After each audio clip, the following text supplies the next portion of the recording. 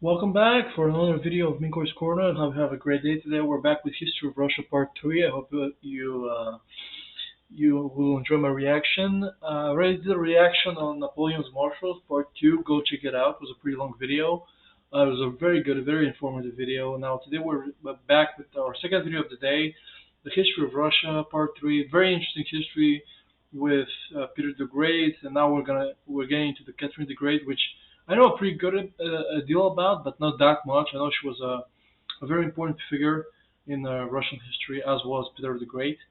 Uh, and yeah, let's go in.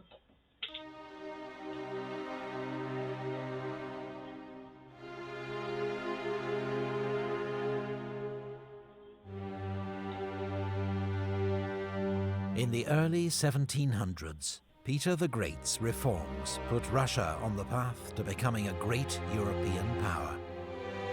But it was his grandson's German wife, Catherine, who deposed her husband to become Empress of Russia, That's insane. who oversaw the completion of that That transformation. she was she was German. Like Peter, she too would be remembered as the Great. Mm.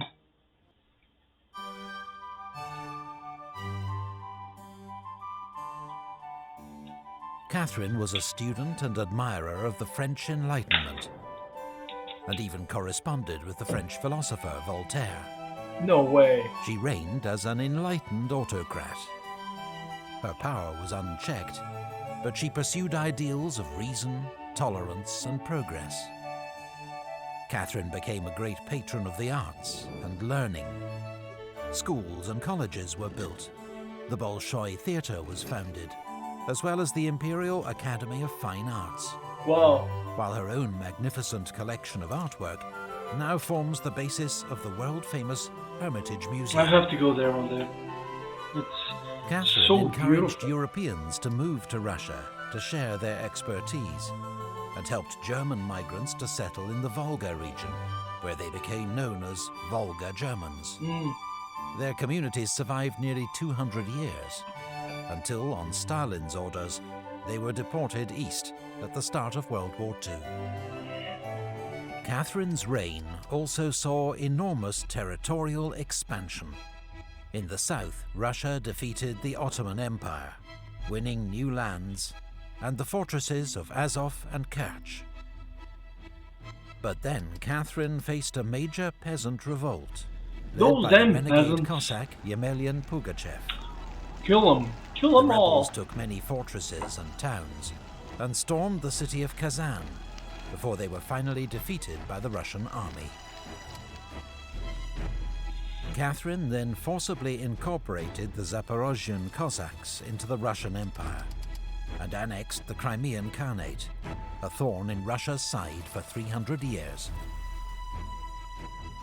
Russia's new lands in the south were named Novorussia, New Russia. Sparsely populated, they were settled by Russian colonists under the supervision of Prince Potemkin, Catherine's advisor and lover. Damn.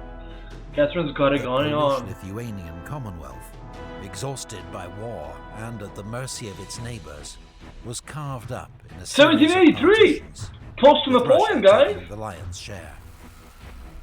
Poland did not reach And those borders that we see right now, they'll collapse a little bit with Napoleon, but those are with the same borders, give or take, that will be used in the First World War. emerge as an independent nation until 1918. Russia inherited a large Jewish population from Poland, I who didn't know that. Catherine decreed could live only in the so-called Pale of Settlement, and were excluded from most cities. Hmm. In France, the French Revolution led to the execution of King Louis XVI. Yep. Catherine was horrified, and in the last years of her reign, completely turned her back on the liberal idealism of her youth. She was afraid. She was like, bitch, 3 I'm years giving you... later, Catherine died, ending She's like, I'm giving you all these... She was afraid of liberalizing the country. This is purely conjecture. I'm speaking out of my ass. I don't know what she really thought, but the way it seems is that she was afraid of by giving up, all these rights or liberalizing the country will turn against her. And she's like, yo, bitch, you know, I don't know. One of the most glorious reigns in Russian history. And she was German. She was succeeded by her son, Paul, a man obsessed by military discipline and detail, and opposed to all his mother's works. Russia joined the coalition of European powers, fighting revolutionary France. Marshal Suvorov, one of Russia's greatest military commanders, won a series of victories against the French in northern Italy. But the wider war was a failure. Yeah. Napoleon! Meanwhile, Paul's reforms had alienated Russia's army and nobility, and he was murdered in a palace coup. Ow. He was succeeded by his 23-year-old son Alexander, who shared his grandmother Catherine's vision for a... Wait, what? The guy Paul looks like a 15-year-old. What do you mean 23-year-old son? Wasn't there a better portrait? I thought he was 15. More modern Russian state.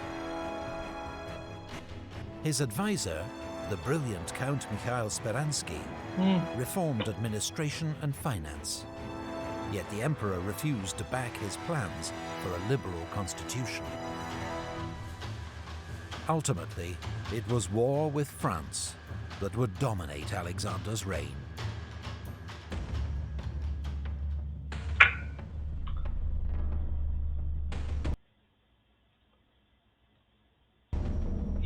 France had a new emperor, Napoleon Bonaparte, who inflicted a series of defeats on Russia and her allies at Austerlitz, Eylau, and Friedland. Yeah.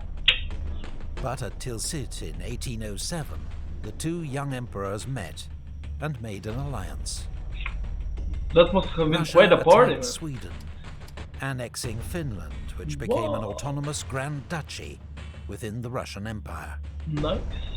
But then, in 1812, Napoleon invaded Russia. Yep. At Borodino, French and Russian armies clashed in a gigantic battle. The bloodiest of the age. Yeah. Napoleon emerged victorious, but the Russian army escaped intact. Napoleon occupied Moscow, which was destroyed by fire. And when Alexander refused to negotiate, the French army was forced to make a long retreat through the Russian winter and was annihilated. Yeah. Napoleon had been dealt a mortal blow, and Russia, alongside Prussia, Austria, and Britain, then led the fight back, which ended in the capture of Paris and Napoleon's abdication. At the Congress of Vienna, as part of the spoils of war, Alexander became King of Poland. Those are the territories of the Second World War, the First World War. He formed the Holy Alliance, with the aim of preventing further revolutions in Europe. Meanwhile, in the Balkans and Caucasus, Russia had been waging intermittent wars against the Ottoman Empire, Persia, and local tribes. The frontier had been pushed south to incorporate Bessarabia, Circassia, Chechnya, and much of modern Georgia, Dagestan, Azerbaijan, and Armenia. But the peoples of the Caucasus bitterly resisted Russian rule.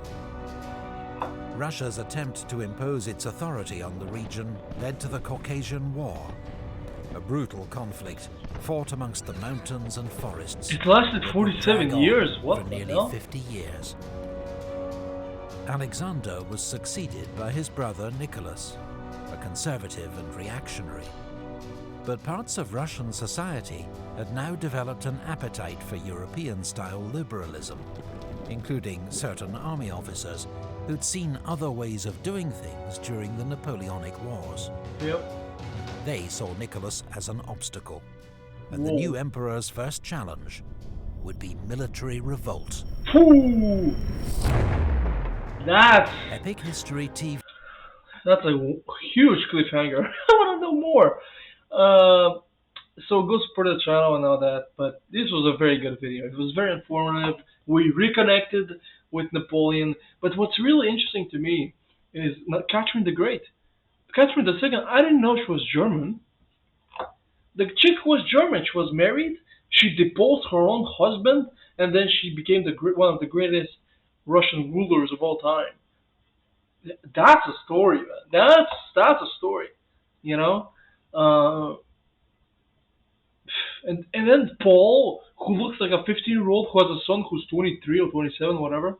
That was weird. I didn't expect that to happen. But what really blows me away every single time I come back to this is how much Russia has lost in terms of territory and prestige over the past 200 years. You know, the Soviet Union, as much as you want to say is the height of Russian power, it really wasn't because there were so many.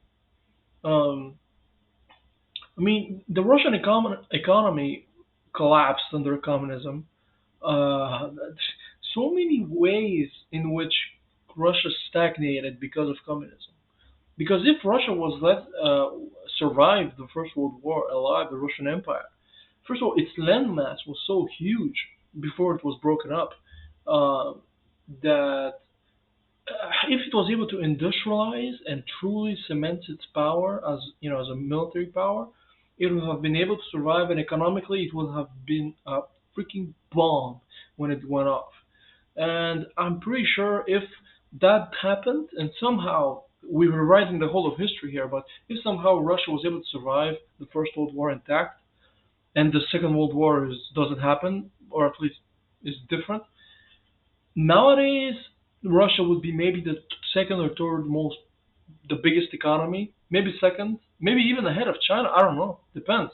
It depends how they go about it, but they would have so much more land because imagine all of Finland, all of the Baltic states, Ukraine, Belarus, uh, Kazakhstan, Tajikistan, all of that would be Russian. So it will be a very interesting alternate history, that's for sure. Anyways, I hope you liked my reaction. If you did, like, subscribe, and all that. Really means a lot to me. We're close to 50. Was a pretty wild journey for me. And yeah, see you guys next time. See ya.